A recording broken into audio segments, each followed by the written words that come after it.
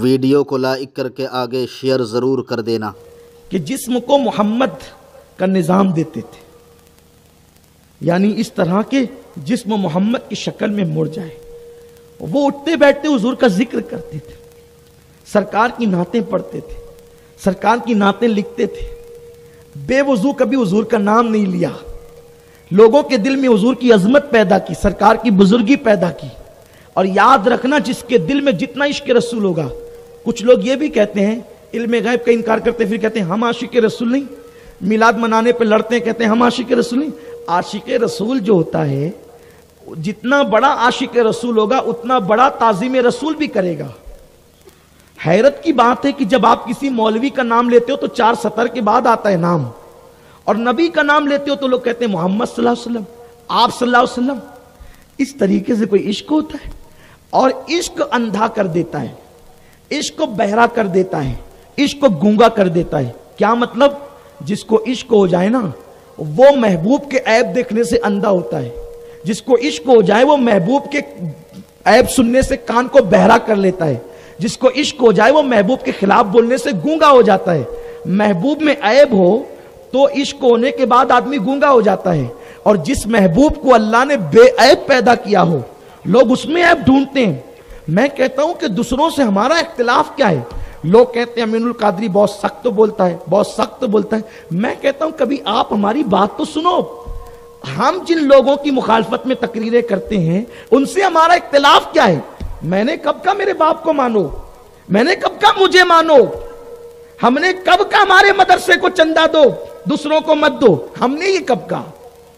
ہم تو یہ کہتے ہیں حضور کو ایسا مانو جیسا اللہ نے ماننے کا حکم دیا۔ آپ سے اتنا بھی نہیں ہوتا تو ہم اس کو برداشت نہیں کر سکتے، پھر حضور کے خلاف آپ باتیں کرتے ہیں۔ حضور خود کہتے ہیں جب میں ماں کے پیٹ میں تھا تو لوح محفوظ پہ چلنے والے قلم کی آواز کو سنتا تھا، اور آج کوئی یہ بات کہے کہ حضور تمہارا سلام نہیں سنتے تو ہمیں غصہ آتا ہے، پھر ہم دلیل دیتے کہتے ہیں یہ جھوٹ بول رہا ہے۔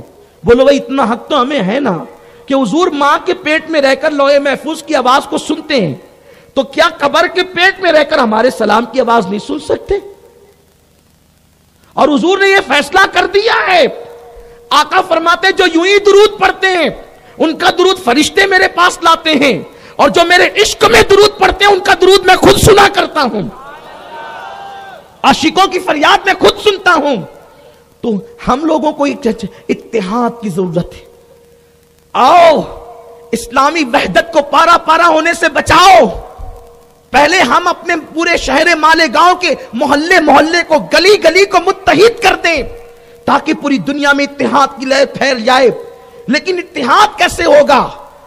جس عقیدے پر 1450 سال سے امت کے سارے علماء، محدثین، مفسرین، اولیاء، صحابہ، تابعین جس عقیدے پر تھے، سب اسی عقیدے کی بات کرو۔ نئی بات کوئی نہیں کرے گا، جو بات صحابہ سے ثابت نہیں وہ بات کوئی نہیں کرے گا، اپنی طبیعت سے کوئی بات نہیں کرے گا، جو صحابہ نے کیا وہی کرو۔ ہمارے پاس ثبوت ہے، صدیق اکبر جب نام محمد سنتے تو انگوٹھے چوم کر آنکھوں سے لگاتے۔ لوگ کہتے ہیں یہ ضعیف ہے، ہم کہتے ہیں چلو ضعیف ہے لیکن ہے نا۔ مولوی کے قول سے تو وہ صحابی کا قول بہتر ہے نا، اگرچہ ضعیف ہو، ہے تو صحیح نا۔ آپ کی جو جس چیز کی مخالفت کر رہے ہیں اس کے مقابلے میں آپ کے پاس کچھ نہیں ہے اتنی بڑی چیز۔ آپ کسی صحابی کا قول لائیے، اس کے مقابلے میں اگرچہ ضعیف ہی لاؤ کہ صدیق اکبر نے انگوٹھا نہیں چوما تھا، چھوڑ دیں گے، لیکن یہ چیز ہے تو پھر انکار کیوں کرتے ہو؟ اسی لیے میں کہتا ہوں حضور سے جب محبت ہوگی تو محبت انسان کو سب کچھ سکھاتی ہے۔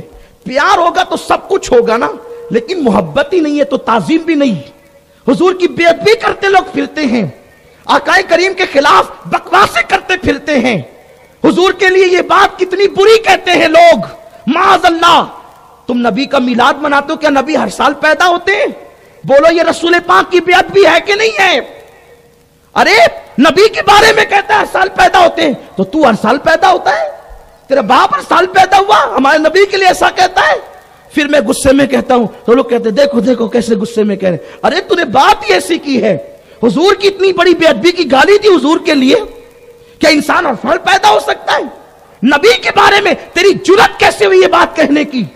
اور لوگ سن کیسے لیتے ہیں؟ लोग कैसे सुन लेते हैं इस तरह की बातें? ईमान हो तो लोग सुन ही नहीं सकते, ईमान हो तो लोग सुन ही नहीं सकते। जो बाप का वफादार बेटा होगा बाप के खिलाफ कभी नहीं सुन सकता, और जो नबी का वफादार उम्मती होगा वो नबी के खिलाफ कभी नहीं सुन सकता। हर आदमी एक ही बार पैदा होता है, हुजूर भी एक ही बार दुनिया में तशरीफ लाए, लेकिन जैसे कुरान एक बार नाजिल हुआ हर साल उसका जश्न मनाया जाता है, मिलादुन नबी का जश्न भी हर साल मनाया जा रहा है।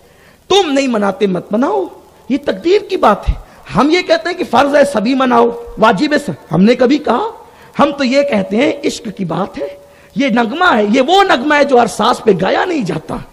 हम तो सबको दावत भी नहीं देते, हम तो इतना कहते हैं बिलाल वालों तुम मनाओ, अबू बकर वालों तुम मनाओ, उस्मान वालों तुम मनाओ। आप कहेंगे अबू बकर वालों को क्यों मनवाते हो? मैं कहा अबू बकर सिद्दीक कहते जिसने मिलाद में 1 रुपया खर्च किया वो मेरे साथ जन्नत में जाएगा। जन्नत में चूंकि मेरा उसका दौर अलग अलग होगा ना, तो मिलाद वाले से अबू बकर को मोहब्बत इतनी है, और मैं पैदा नहीं हुआ लेकिन है तू मिलादी, इसलिए 1 रुपया भी खर्च करेगा तो जन्नत में अपने पास रखूंगा, मिलाद से इतनी मोहब्बत है। तो सिद्दीक अकबर ये बात कहते हैं, नेमतुल कुबरा में ये हदीस आई है, तो हमें मानना चाहिए। मानो, सारी कौम को मुत्तहिद करो, 1857 के बाद के सारे अकीदे को पैरों तले कुचल दो। साहबा ने जो नजरिया दिया, साहबा किराम हुजूर से बात करते थे तो कहते थे फिदा कौमी वाबी या रसूल अल्लाह, हुजूर हम आप पर हमारे माँ बाप कुर्बान हो जाएं। साहबा किराम किस कदर हुजूर से इश्क करते थे।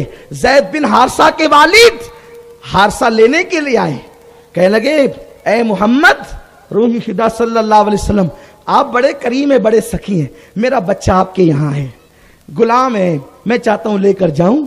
सरकार ने कहा बिल्कुल ले जाओ, लेकिन पहले मैं जैद से पूछ लूं, अगर वो रुकना चाहें आप जोर नहीं करना, और अगर वो जाना चाहे तो मैं नहीं रोकूंगा। जैद इधर आ। जैद आए, इनको पहचानते ही कौन है? जी या रसूलल्लाह, ये मेरा अब्बा है, वो मेरा चचा है। सरकार फरमाते तुझे लेने आए जैद। हजरत जैद हुजूर की पीठ के पीछे छुप गए, नहीं नहीं मैं नहीं जाऊंगा, मैं नहीं जाऊंगा। हारसा को गुस्सा आया, बाप को गुस्सा आया, मुझे छोड़कर यहां रहना चाहता है। उसने कहा ओ जैद, बाप को छोड़कर इनके पास रहना चाहता है। जैद ने कहा हारसा, तुझे इनके कदमों में रहने का मजा मालूम हो जाए तो फिर तू भी यहां से ना जाए। ये वो महबूब है, ये वो महबूब है, महबूब की शान ये है। मेरे आका सल्लल्लाहु अलैहि वसल्लम के दीवानों, तो सहाबा ने यूं हुजूर से इश्क किया। तो अर्ज ये करने चला था कि आला हज़रत के यहां पहला बच्चा पैदा हुआ, उनका नाम मोहम्मद रखा, और उर्फ के लिए हामिद रजा। 18 साल तक फिर कोई बेटा पैदा नहीं हुआ। 18 साल हो गए, और आला हज़रत को दूसरे बेटे की बड़ी तमन्ना थी, अल्लाह दूसरा बेटा भी दे, ताकि बेटियां हैं तो मेरा मिशन चले, दूर तक मेरा मिशन फैले, इश्क रसूल की बातें दूर तक फैले।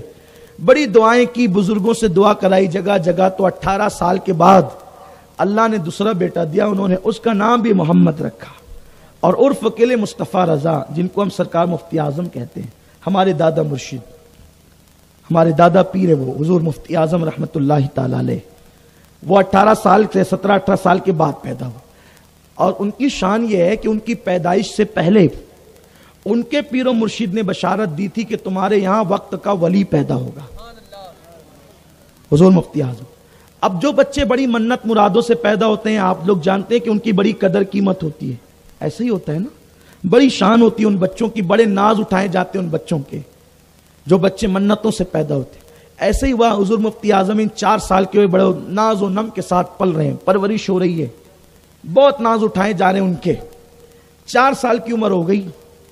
आला हज़रत रज़ी अल्लाह तआला अन्हु का मामूल ये था कि आप रात और दिन में सिर्फ 2 घंटे सोते थे। लोगों को ये मुबालगा लगता है, लेकिन सच्ची बात यह है, इसलिए कि उन्होंने 1200 से ज्यादा किताबें लिखी हैं। तो जो 8 घंटे सोएगा वो तो इतना काम कर ही नहीं सकता।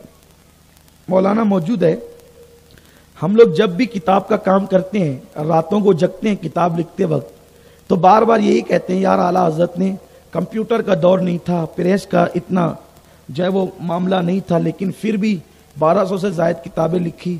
एक किताब लिखने बैठो तो इतनी मेहनत करनी पड़ती, یہ حوالہ نکال وہ حوالہ نکال سب کرنا پڑتا ہے.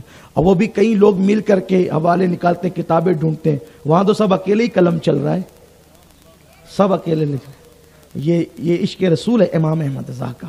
2 گھنٹے سوتے تھے اور 22 گھنٹے آپ کام کرتے تھے. امام اہل سنت. لوگ اعلیٰ حضرت سے بہت بدگمان رہتے ہیں, کبھی ناراض بھی رہتے ہیں. اس کی وجہ ہے کہ لوگ یہ سمجھتے ہیں کہ انہوں نے لوگوں کو صرف کافر بنایا. یہ ان پر ایک الزام ہے کہ انہوں نے لوگوں کو کافر بنایا. لیکن میں آپ کو بتاتا ہوں, آپ ان کی زندگی پڑھیے, اعلیٰ حضرت رضی اللہ تعالیٰ کے فتاوے پڑھیے, آپ کی غلط فہمی دور ہوگی. خاص طور پہ میرے نوجوانوں کی. اعلیٰ حضرت فرماتے ہیں اگر کسی کے قول میں, فرماتے کسی کے قول میں اگر 99 معنی کفر کی طرف جاتے ہوں اور 1 معنی ایمان کی طرف جاتے ہوں تو اس کو کافر نہیں کہا جائے گا. اتنے محتاط امام احمد رضا. اور اعلیٰ حضرت رضی اللہ تعالیٰ نے جن جن لوگوں پر کفر کا فتویٰ دیا تو خود نہیں دیا, یہ لوگوں کو نہیں پتا ہے, لوگوں کو نہیں معلوم ہے. جو لوگ بس پروپیگنڈا ہے نا, اس کا پروپیگنڈے کا شکار ہے. اعلیٰ حضرت نے جو گستاخیاں حضور کی شان میں کی گئی تھی, ان گستاخیوں کو عربی میں اس کا ترجمہ کیا اور عربی میں کر کے اس کو مدینہ منورہ مکۃ المکرمہ بھیجا, اور ان مفتیوں سے کہا کہ جو ایسا عقیدہ رکھے اس کے بارے میں آپ لوگ کیا کہتے ہیں. تو مکہ اور مدینہ منورہ کے وہ علماء, یہ 1921 سے پہلے کی بات ہے, اس وقت وہاں پر اہل سنت و جماعت کی حکومت تھی, وہاں جلوس بھی نکلتا تھا, وہاں کے علماء اکثریت سنی تھے, اور وہاں جنت البقیع میں مزارات پہ گنبد بنے ہوئے تھے, جنت المالا میں مزارات پر گنبد بنے ہوئے تھے. وہ گنبد کی تصویریں ابھی بھی انٹرنیٹ پر ملتی ہے. حضرت امیر حمزہ کے مزار پہ گنبد بنا ہوا تھا. یہ سب 1924 سے پہلے کی باتیں, گنبد وغیرہ. یہ بعد میں ان لوگوں نے توڑا ہے, شہید کیا اس کو, یہ کہہ کر کہ معاذ اللہ جو ہے وہ مزارات پہ گنبد بنانا جائز نہیں, اور یہ اور وہ, یہ سعودی نے سب بعد میں کیا ہے. لیکن اس وقت تک اس طریقے کے غلط نظریات نہیں تھے. میرے آقا علیہ الصلوۃ والتسلیم کے پیارے دیوانوں, تو اعلیٰ حضرت نے سوال کیا. ان علماء نے کہا کہ جن لوگوں نے رسول پاک کی شان میں ایسی توہین اور بے ادبی کی وہ لوگ کافر ہیں, اور ان کے کفر میں جو شک کرے وہ بھی کافر ہے, عقیدہ معلوم ہونے کے بعد. تو تب امام احمد رضا نے ان لوگوں پہ کفر کا فتویٰ دیا, اور وہ بھی 4 لوگ تھے وہ جنہوں نے توہین کی تھی. اعلیٰ حضرت.